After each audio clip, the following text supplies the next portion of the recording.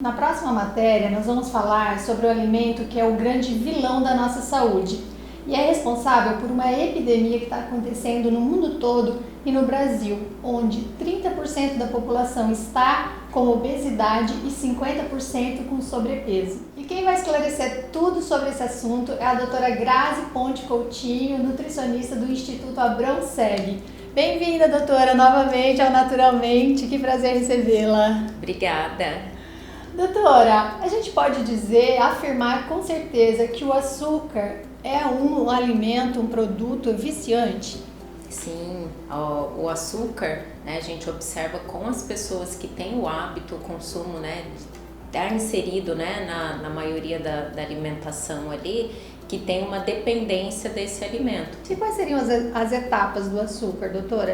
A primeira, a cana-de-açúcar vira melado. Isso, da cana-de-açúcar vira o melado, e quanto maior o processo de industrialização dele, né, ele vai chegar lá no açúcar, que é o açúcar refinado, que seria o pior açúcar, né, para ser consumido, que é onde retirou já tudo que ele tem de vitaminas e minerais, ficou somente a sacarose, né, o açúcar puro. Doutora, porque há pessoas que consomem, por exemplo, o açúcar mascavo e acham que é saudável, então que pode consumir à vontade.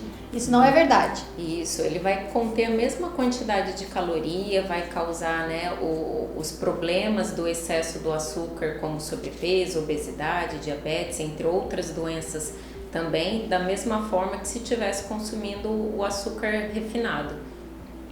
Doutora, e quais seriam os outros nomes para o açúcar que estariam nos produtos que a gente consome, nos produtos ultraprocessados que a gente vai comprar no mercado? Existe uma nomenclatura ali que está no rótulo que a gente pode observar que também é açúcar, porque às vezes a pessoa fica procurando um nome, sacarose, algum nome que remita ao açúcar, mas quais seriam os outros nomes que mais aparecem? O mais comum seria a maltodestrina, né, a adição da maltodestrina, ou do xarope de milho, xarope de glicose, e eles estão inseridos em até alimentos que não são doces. Então, por exemplo, a bolacha de água e sal, ela contém açúcar na sua composição. Olha que alerta, que informação interessante, doutora. Ketchup, que é uma coisa, né, que acaba inserindo aí muito para adolescente, criança, é riquíssimo em açúcar também. Doutora, e o açúcar que está contido nas frutas, a frutose? Como lidar com isso, já que fruta é considerada um alimento saudável, mas contém a frutose? Algumas frutas contêm mais açúcar, outras menos? Sim, a frutose presente na fruta, a gente tem a fibra. Então essa frutose, né, esse açúcar presente na fruta, como tem a fibra junto, né, ele se torna um carboidrato melhor para o nosso organismo. Mas já a frutose, né, vinda do suco, né, onde a gente tira toda a fibra dela, aí já se torna um alimento que não deveria ser consumido, né, com muita frequência. Por isso dizem que é melhor a gente comer a fruta, do que o suco. Tomar o suco. Porque a frutose em si, ela não é um carboidrato bom para o nosso organismo, a não ser quando ela está associada com a fibra, né, junto com na composição que seria da fruta. Todo carboidrato vira açúcar? Todo carboidrato. Então, o arroz, macarrão, pão, batata, né, as massas em geral, na corrente sanguínea ela vai ser transformada na menor partícula, que é a glicose, que é o açúcar. Tá, mas o açúcar, a glicose é importante para o corpo, né, doutora? A sua glicose ela é a fonte de energia, a nossa fonte primária de energia. Então, que ajuda a dar disposição para o dia a dia, concentração, né, memória, importante para atividade física, mas ela em excesso, como ocorre, né, com a população hoje mundialmente, acaba trazendo os malefícios dela. Então, a gente pode afirmar que tem uma fonte, então, saudável de açúcar, que seria a glicose, né, no produto final, que o organismo precisa. E quais seriam essas fontes saudáveis, então, de açúcar, doutora? Frutas e verduras, né? Então, optar pelos alimentos in naturas, que são os alimentos que não sofreram nenhum processo de industrialização, são os melhores alimentos para a gente consumir, né? E quando for consumir, né, o arroz, da preferência pela versão integral, né, o macarrão, a mesma forma, então que são alimentos que vão ter um teor maior de fibras e de vitaminas e minerais também, mas sempre com moderação. Lembrando, sempre com moderação. Com relação aos carboidratos, que falam que são os complexos, os carboidratos complexos seriam esses então? Que têm a fibra associada na composição. Alguns legumes, vegetais, frutas, né, variado. Cada fruta e cada verdura, elas contêm um tipo de vitamina, de mineral diferente. Por isso que é tão falado, né, da alimentação colorida, né, para a gente conseguir oferecer, né, entregar para o nosso organismo todas as vitaminas e minerais que ele precisa. Interessante. Doutora, então vamos falar dos adoçantes, porque às vezes as pessoas se livram do açúcar, mas elas estão tomando adoçante e acham que estão cuidando da saúde dessa forma. Isso é um equívoco? Totalmente equívoco, né? Então, tirar o açúcar não é sinônimo de aumentar o uso de adoçante. Então, os adoçantes, eles também são prejudiciais para a nossa saúde. O adoçante, ele vai ficar mandando estímulo para o nosso cérebro que a gente está consumindo alimento doce. Ele não sabe distinguir se é adoçante ou se é o açúcar, né? E esse estímulo do sistema nervoso estimula lá o pâncreas a produzir a insulina, que é o hormônio que vai levar essa glicose para dentro da célula. Então, o efeito no corpo é o mesmo. É o mesmo. Então, também pode causar o diabetes, o uso de adoçante de forma indiscriminada. Em relação aos ingredientes que têm alguns adoçantes, alguns são considerados mais artificiais, outros mais naturais. Aí vem aí o xilitol, o eritritol, esses são mais seguros, a estévia.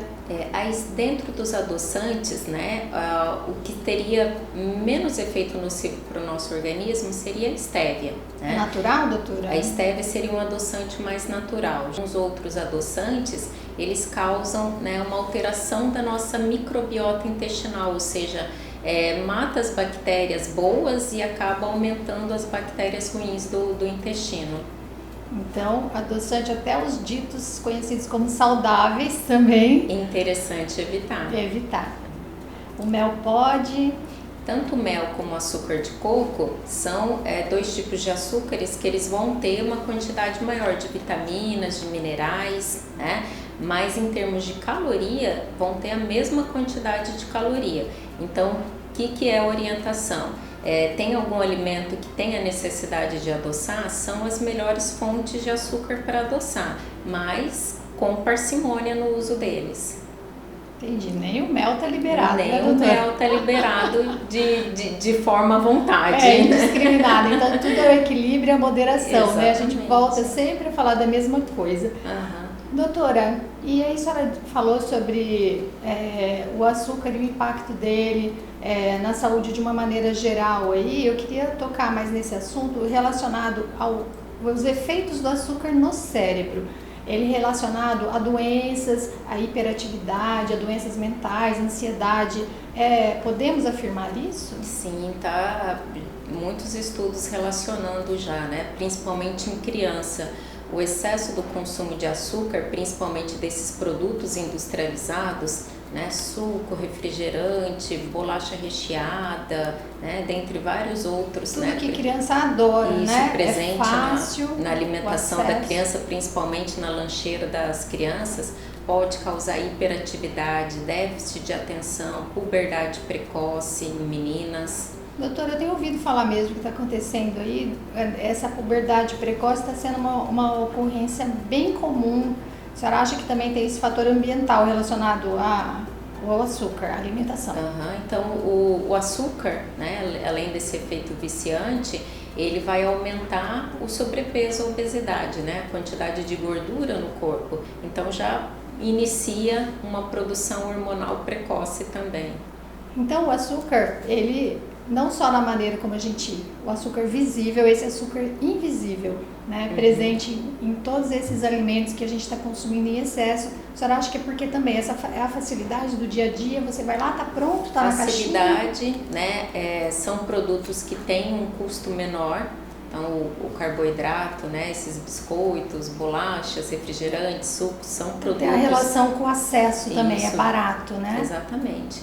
e que causa esse efeito viciante, né? Então a indústria alimentícia coloca compostos químicos, né, como, por exemplo, o glutamato monossódico nos alimentos, que estimula o sabor umami, né, que é o considerado o quinto sabor.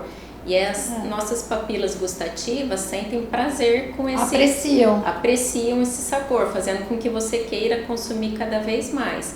E com isso libera os hormônios do bem-estar, serotonina, dopamina, esses hormônios lá relacionados com o cérebro que você comentou. E quando esses neurotransmissores são produzidos de forma excessiva, causa esse efeito viciante também. Doutora, e quando a gente consome o açúcar a longo prazo, assim, quais seriam os órgãos mais impactados por esse consumo, os que mais sofrem? Então, o consumo excessivo, né, aumenta a oferta de caloria. Então, quando a gente tem um consumo maior de caloria do que o gasto energético, vai contribuir com o ganho de peso. Esse ganho de peso contribui com o que a gente chama de resistência à ação da insulina, ou seja, levando ao diabetes e a outras doenças muito comuns na população hoje, como pressão alta, né, hipertensão arterial, colesterol, aumento de ácido úrico e o câncer também, né? Hoje a gente sabe que o que alimenta o câncer, né, as células cancerígenas, é o açúcar. As células cancerígenas, elas têm mais de 5 vezes maior afinidade com o açúcar do que as células, né, de uma pessoa saudável. Só que como isso acontece aos poucos, talvez as pessoas não percebam esse impacto negativo todo, né? E aí subestimam esse poder destruidor do açúcar. É que a gente tem um limite seguro do consumo de açúcar, né? A Organização Mundial da Saúde preconiza em torno de 20, 25 gramas por dia, mas a população hoje ela tem consumido em média de 80 gramas de açúcar por dia. Então o problema é esse consumo excessivo do açúcar. Doutora, então nós estamos consumindo mais que o triplo do que é recomendado, né? E os efeitos estão aí, as consequências estão aparecendo. Adoecendo a população. Adoecendo todo mundo, inclusive crianças apresentando sobrepeso, todas essas dificuldades, problemas mentais. Um programa, né, do Ministério da Saúde também para reduzir o teor de açúcar dos produtos industrializados. Uma mobilização, isso seria bem interessante, né? Quanto mais conscientização, mais força ganha esse movimento para conseguirmos fazer isso, né, doutora? É muito importante. Principalmente em prol, eu acho, das crianças, né? Porque a gente fala paladar infantil, já quer dizer que gosta de doce. Então, desde pequenininho, você já se acostuma com isso, fica mais difícil tirar depois. Então no início, né? É desde a gestação. Né? Durante a gestação a gente já forma o hábito alimentar desse bebê também, né? Então ele já vai deglutindo o líquido amniótico, né? Então isso já sofre influência desde a gestação. Experimentando o açúcar ali. E depois do aleitamento materno, fundamental a forma adequada de introdução alimentar dessa criança. Doutora, e quais benefícios uma pessoa experimenta quando ela começa a diminuir o consumo de açúcar? O que o organismo começa a sentir de diferente? O que a pessoa vai começar a notar de diferença quando ela começar a diminuir aquele açúcar do cafezinho preto que ela toma várias vezes por dia, às vezes vai colocando açúcar ali ao longo do dia? Quais os impactos disso no organismo? O primeiro que o paciente relata é da disposição. Né? Por mais que o açúcar ele dá uma energia imediata, mas depois ele faz aquele efeito rebote, né? Dá aquela apatia, aquela indisposição, aquela sonolência, né? Então, em relação à disposição, é o que o paciente mais relata. Qualidade de sono, funcionamento intestinal, pele, né? Muito relato, principalmente em adolescente, né? Da questão da acne, melhora muito quando tem a retirada do açúcar. Nossa, doutora, é bastante coisa, né? Porque às vezes as coisas são sutis, são internas, né? E a gente não percebe, mas esses efeitos aí são bem atraentes. Vale a pena a pessoa tentar tirar, isso, né? A hora que fala da parte estética, né? Também. Muitos adolescentes às vezes acabam aderindo mais. Fica bem mais interessante. Doutora, e como nutricionista, a senhora tem um protocolo, uma estratégia que ajuda então as pessoas a diminuir esse consumo de açúcar? É uma estratégia que é muito simples e funciona assim, posso dizer que quase que 100% com os pacientes, e destreinando, né, esse paladar doce. Se tem o hábito de adoçar o café, antes de adoçar, dá um gole no café, né, para sentir o sabor realmente do café, aquele amargor, né? Aí coloca uma quantidade menor de açúcar. Dia seguinte, tenta dar 2 golinhos, né? E assim vai seguindo. Quando chega no final da semana, o paciente já conseguiu tirar o açúcar do café. Ou se é suco que costuma adoçar, ou se é o chá, né? Então Já é uma forma avanço. simples e assim que dá muito certo. E a senhora acha então que esse hábito, se ela tirar o açúcar, por exemplo, do café ou do chá, aí depois ela consegue transferir isso para os outros alimentos que são doces? Que ela já vai ter diminuído um pouco essa preferência por doce. Então fica mais fácil de selecionar, de fazer escolhas de alimentos que não sejam, né, acentuado no açúcar. Já começa a trocar um chocolate ao leite por uns 70%. Isso, E assim vai trocando vários alimentos. Às vezes um doce, né, que vai consumir, já começa a perceber que aquele doce realmente está carregado no açúcar, né, já não consegue consumir a mesma porção que consumia antes. Então a senhora tem casos reais aqui de consultório. Sim, o paciente no dia da consulta às vezes não consegue tomar o cafezinho sem açúcar, né? No retorno, quando vem buscar o plano alimentar, ele fala que o café já não adoça mais. Eu gosto muito das dicas das práticas, porque aí a pessoa sabe que funciona. Então, doutora, eu queria saber, em consultório, assim, mais alguma dica para diminuir o açúcar? A água é o nutriente mais importante do nosso organismo, mais abundante no nosso corpo. Qualquer reação bioquímica para acontecer precisa, né, da entrada de moléculas de água. Então, manter o corpo sempre bem hidratado. No nosso sistema nervoso, né, numa região chamada de hipotálamo, é onde ocorre o controle da sede e também é onde ocorre o controle da fome. Então, manter o corpo bem hidratado ajuda a manter saciado o indivíduo também. Não é quando está com fome, né, tomar um copo de água, mas quando está com aquela vontade de comer o docinho, né, então manter o corpo bem hidratado ajuda também a diminuir um pouco dessa necessidade do corpo buscar o açúcar. E quantos litros de água por dia, doutora? O cálculo é 36 ml por quilo de peso, né? Então em média de 2 a 3 litros de água por dia. É bastante água, bastante, né? A pessoa tem que colocar um lembretezinho ali, porque tem gente que não toma água, né? Eu acho impressionante como tem gente que pode passar o dia inteiro ali que não sente a necessidade da água. E as pessoas que trocam água por refrigerante? Refrigerante ou suco. Água de coco é saudável, mas também não é a melhor forma da gente substituir a água mineral por água de coco. Então a água de coco ela é riquíssima em fibras, em vitaminas, em minerais, mas também precisa ser usado com parcimônia.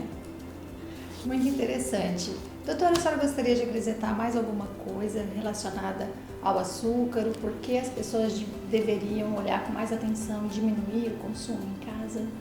Não comprar, talvez? E observar, né? Começar a ter uma consciência alimentar melhor, né? Que a hora que a pessoa começa a analisar o que ela está consumindo, ela vai ver o café da manhã dela já começa com alimentos que são fontes de açúcar, né? Durante a manhã, aquele cafezinho que está sendo adoçado todos os dias. Na hora do almoço vai ter os alimentos que têm açúcar, né? A sobremesa ali depois do almoço é a barrinha de cereal no lanche da tarde achando que está saudável, né? Então começar a observar, né, a composição desses alimentos, o quanto que está consumindo de açúcar diariamente. Agradeço muito sua presença mais uma vez com informações super relevantes para as famílias, para as pessoas que desejam ter maior qualidade de vida. Muito obrigada, doutora. Eu que agradeço. Sempre um prazer enorme.